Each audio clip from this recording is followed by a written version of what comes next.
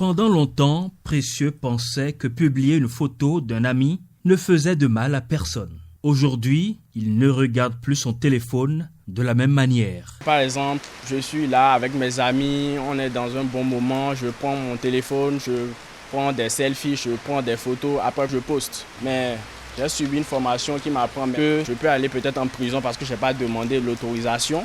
Je peux devoir payer une amende. Insister par exemple au niveau des chats sur WhatsApp ou Facebook avec une personne, lui envoyer 2, 3, 4 messages sans que la personne ne réponde. Ça peut être considéré comme du harcèlement. Pour avoir des caméras chez soi, il faut demander une autorisation. Car derrière les écrans, les lois, elles, sont bien réelles. Nous violons au quotidien le code du numérique.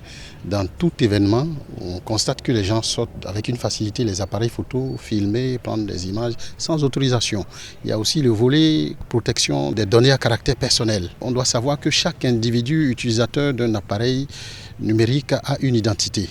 On peut l'identifier et que tout ce que nous faisons derrière nos écrans doit être fait en toute responsabilité. Le numérique n'est plus un luxe. Il ouvre les portes des services publics, de l'emploi, de la formation et même de l'innovation.